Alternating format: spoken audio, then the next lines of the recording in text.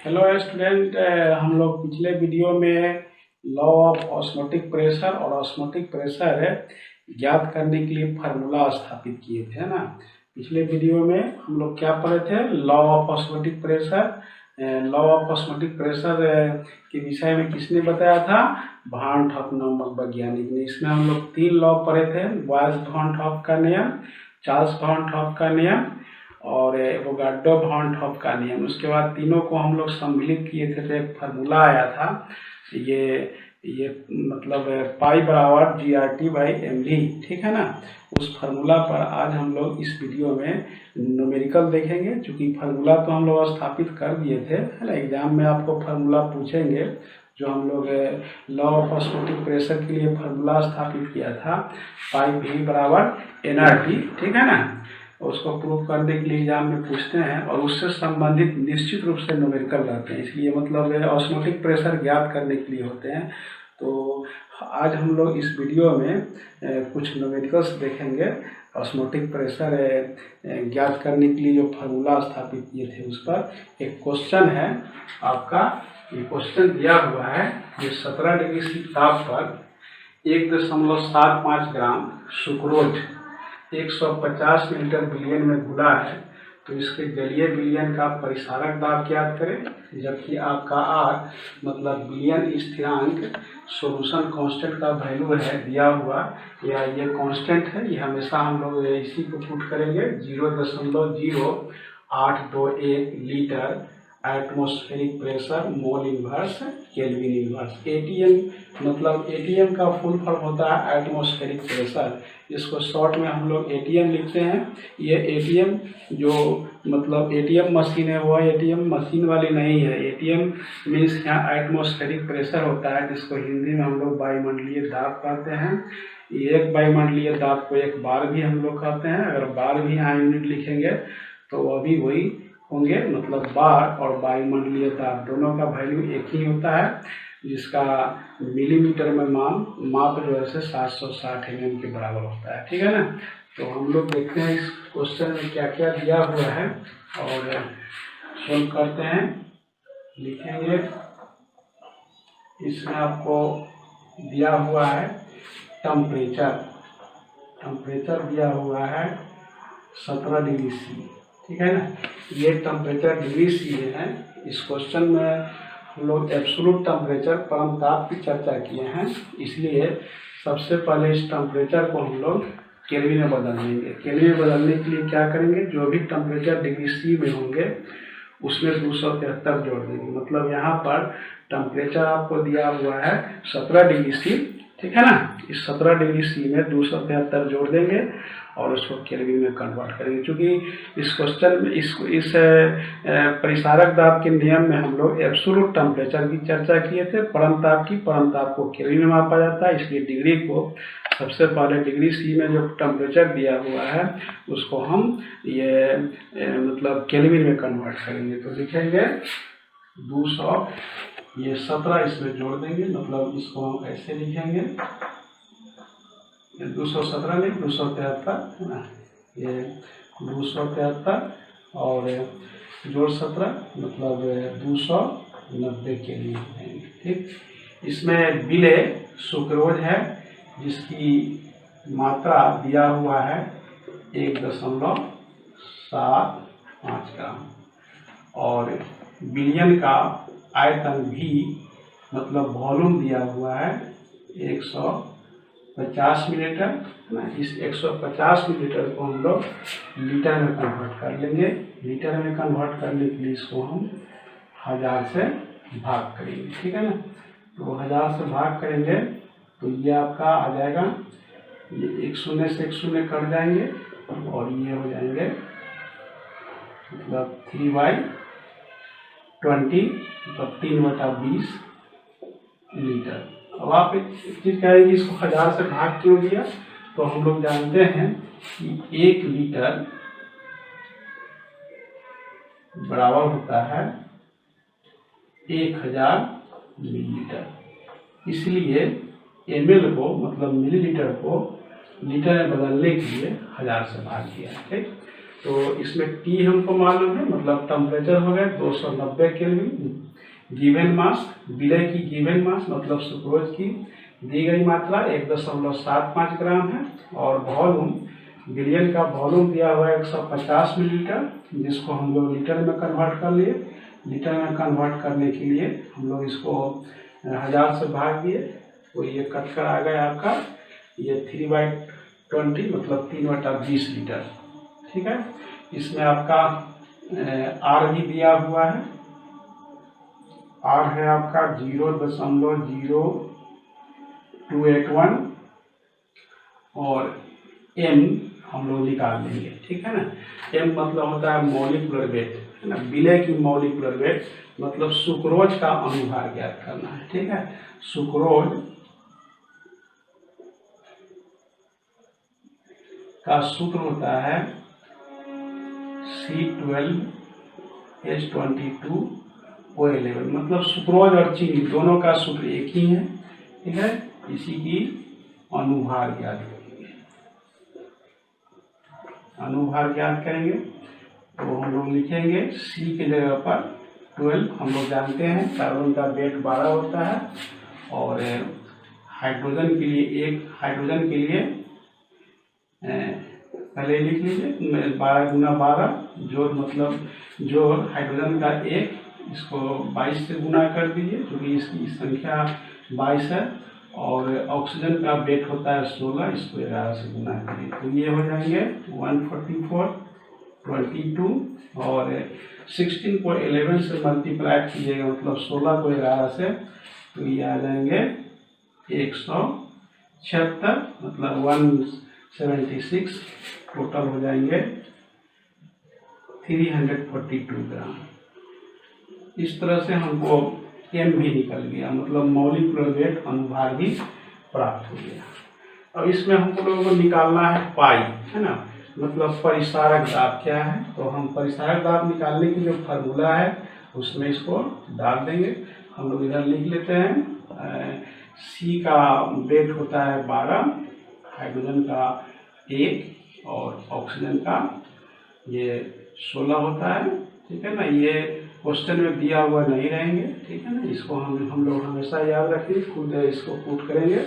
ठीक, ये मतलब फार्मूला और ये वेट, ये दो चीज़ जो है हमको मालूम नहीं होगा, फार्मूला भी याद रखना है। और फार्मूला जब मालूम होगा और ये वेट मालूम हो जाएगा उसमें उपस्थित एलिमेंट्स का, तो उसको डालकर इस तरह से हम लोग ज्ञात कर लेंगे। ठीक, अब लिखेंगे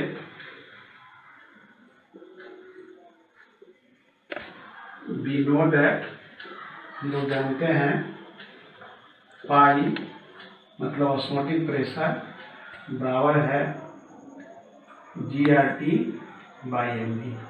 ये परिसारक दाब निकालने का फार्मूला है, इसको हम लोग पिछले वीडियो में प्रूव किए थे, ये प्राप्त किए थे। इसमें जो चीज़ दिए हुए हैं मतलब जिनका मान मालूम है उसको डाल दीजिए, और जिनका मान मालूम नहीं है वो खुद निकल जाएंगे। जिससे हमको इस क्वेश्चन में पाई ज्ञात करना है ऑस्मोटिक प्रेशर, तो हम लोग लिखेंगे पाई बराबर जी के जगह पर हम लोग लिखेंगे 1.75 और R का मान है 0.0821 और आपका T का मान मालूम है 290, 290 डिवाइडेड M का मान मालूम है, M का मान हमको मालूम है ये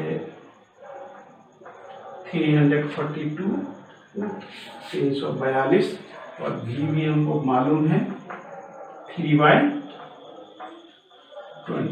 ठीक है, इस तरह से आपको G मालूम है, R मालूम है, T मालूम है और M का मान, V का मान मालूम है। इसको हम लोग सोल्व कर लेंगे। सोल्व करने पर इसका वैल्यू आप पाएंगे 0.821 और इसका यूनिट हो जाएगा ATM। ठीक है ना, इसको आप गुना भाग खुद कर लीजिएगा। ठीक, ये फार्मूला में हम लोग जो मान है उसको डाल देंगे। तो हमारा क्वेश्चन था 17 डिग्री सी ताप पर 1.75 ग्राम सुक्रोज 150 मीटर बिलियन में उपस्थित है या घुला हुआ। इसके जरिए बिलियन का परिसारक दाब मतलब पाई ज्ञात करें। इसमें दिया हुआ था आर का मान 0.0821 litre atmosphere mole inverse atmospheric pressure mole inverse kelvin inverse. ठीक है ना। इसको सोल्व करेंगे तो हमको टी का मान 17 था, इसको हम लोग केल्विन बदलने के लिए 273 जोड़ दिए, 290 आ गया। जी का मान दिया हुआ 1.75 ग्राम, वॉल्यूम 150 था, वॉल्यूम 150 है। इसको हम 1000 से भाग करके लीटर में बदल दिए। ठीक है ना। आर का मान दिया हुआ था और एन मतलब सुक्रोज का अनुभार मालूम नहीं था, जिसको हम लोग सोल्व करके प्राप्त किए तो आया 342 ग्राम। उसके बाद जो ये फार्मूला है जो पिछले दिन पढ़ा था विनोदय, मतलब हम लोग जानते हैं पाई बराबर है GRT/mv। इसमें पाई परिसारक दाब है, जी गिवन मास है, आर जो है सॉल्यूशन कांस्टेंट है, टी एब्सोल्यूट टेम्परेचर है, एम मॉलिक्यूलर वेट है, वी वॉल्यूम है। इसमें जी का मान हमको दिया हुआ, जी का मान डाल देंगे। आर का मान भी हमको मालूम है, आर का मान मालूम है तो डाल दिए। टी का मान भी हमको मालूम था 290 डाल दिया।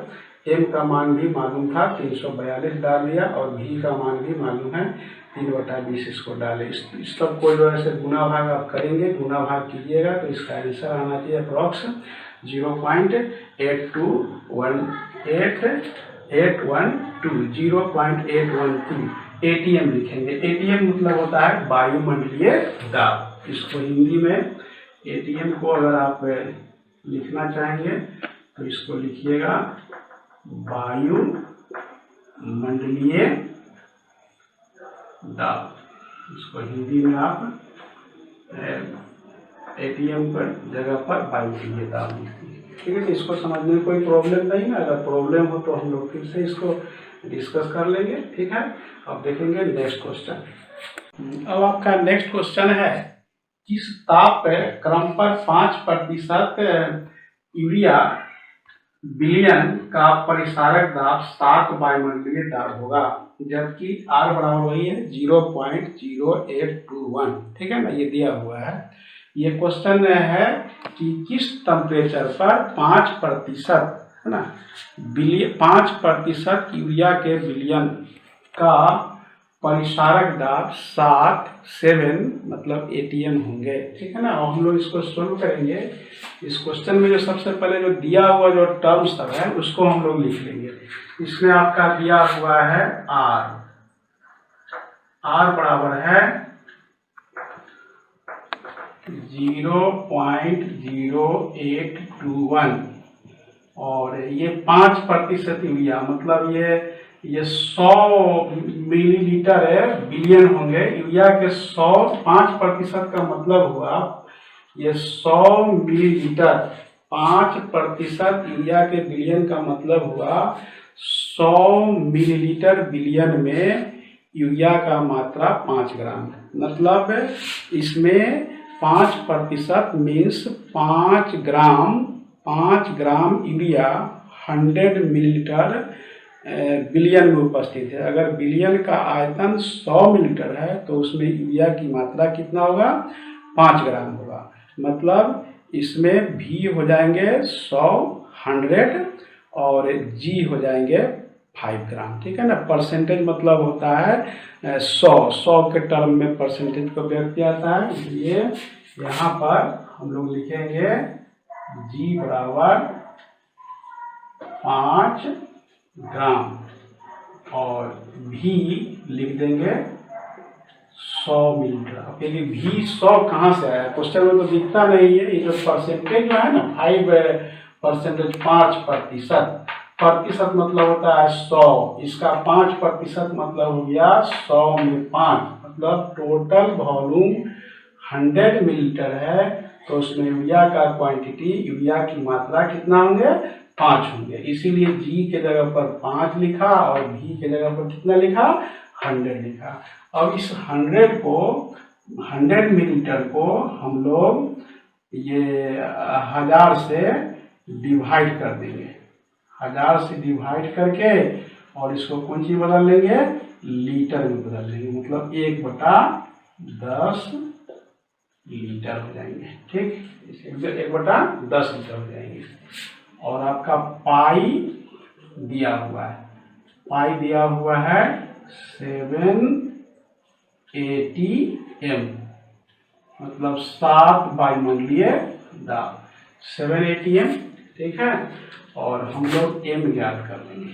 m मतलब होता है मॉलिक्यूलर वेट, विलय का अनुभाग। यहाँ विलय यूरिया है ना, लिखेंगे NH2CO NH2 का अनुभाग ज्ञात कर लेंगे। ठीक है ना, लिखेंगे n के जगह पर लिखेंगे 14 मतलब 14, और h के जगह पर 1 × 2 कर देंगे, और c के जगह पर लिखेंगे 12, o के जगह लिखेंगे 16, फिर यहाँ n आया, n के जगह लिखेंगे 14, फिर h है, h के जगह 1 × 2। नाइट्रोजन का भार 14 और हाइड्रोजन का भार 1 होता है, संख्या 2 से गुना किए। कार्बन का भार 12 होता है, इसलिए 12 लिखे। ऑक्सीजन का भार 16 होता है, 16 लिखे। फिर नाइट्रोजन है, नाइट्रोजन का भार 14 है, 14 लिखे। हाइड्रोजन का भार 1 है, 1 लिखे। इसकी संख्या 2 से गुना किए। आप साइड में नोट कर लीजिए, n का वेट 14, c का वेट 12, o का वेट मीन्स भार 16, h का वेट 1। ये फिक्स है, चेंज नहीं होते हैं, ये आपको याद रखना पड़ेगा।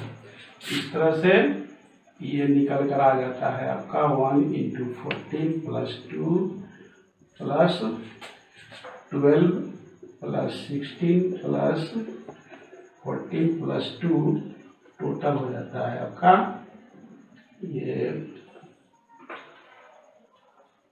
60 मतलब 60 ग्राम। ठीक है ना, 14 × 2 = 16, 32 और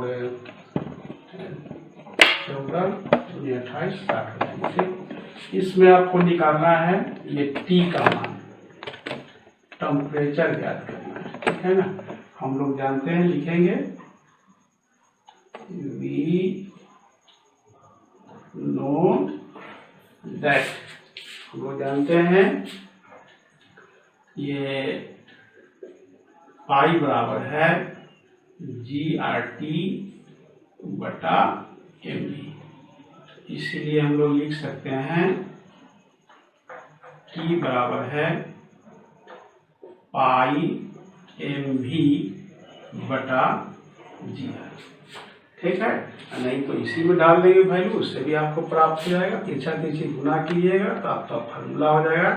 हम लोग फार्मूला पढ़े थे पाई बराबर GRT/mv, इसको क्रॉस कर दीजिएगा तो आपका T निकालने का फार्मूला हो जाएगा पाई mv, आई बटा में आ जाएंगे आपका GR। अब इसमें वैल्यू डाल दीजिए, पाई का मान दिया हुआ है 7, m का मान आपका आया 60 और v का मान आपका है 1/10 और g का मान है आपका 5 और r का मान फिक्स है 0.0821। अब इसको आप इस तरह से कटिंग कर देंगे तो आपका आ जाएगा ये 7 × 6 / 5 × 0.0821। इसका वैल्यू आता है, भाव देख कर देखिएगा, 102.43 केल्विन, मतलब 102.43 केल्विन। ये इसका आंसर। ठीक है ना, इसको भाग देके देखेंगे तो इस तरह से एक ये दूसरा क्वेश्चन हुआ। ठीक, किस टेम्परेचर पर 5% यूरिया के विलयन का परिसारक दाब 7 बाई मंडलीय दाब होंगे। पिछले वाले क्वेश्चन में हम लोग ये परिसारक दाब ज्ञात करके रखे थे, इसमें हम लोग ज्ञात किया टेम्परेचर को। फिर एक नेक्स्ट क्वेश्चन देखेंगे। अब हम लोग नेक्स्ट क्वेश्चन पढ़ेंगे। एक प्रोटीन के 200 घन सेंटीमीटर cm³ जलीय विलयन में 1.26 ग्राम प्रोटीन है, मतलब प्रोटीन घुला हुआ है, ठीक है ना। तो क्वेश्चन कहता है कि 300 केल्विन ताप पर इस विलयन का परिसारक दाब 2.57 गुना 10⁻³ बार है, मतलब ATM है। तो प्रोटीन का अनुभाग ज्ञात करें, जबकि R बराबर है 0.0281, है ना, पहले ही जैसा है। ये R का मान कांस्टेंट है। पहले क्वेश्चन में हम लोग परिसारक दाब निकाले थे, दूसरे क्वेश्चन में टेम्परेचर, और इस क्वेश्चन में मॉलिक्यूलर वेट मतलब M का मान निकालना है। इस क्वेश्चन में आपको दिया हुआ क्या है, इसको लिखेंगे। इस क्वेश्चन में दिया हुआ है R जो कांस्टेंट है, R बराबर है 0.0821 litre ATM mole inverse kelvin inverse, और टेम्परेचर दिया हुआ है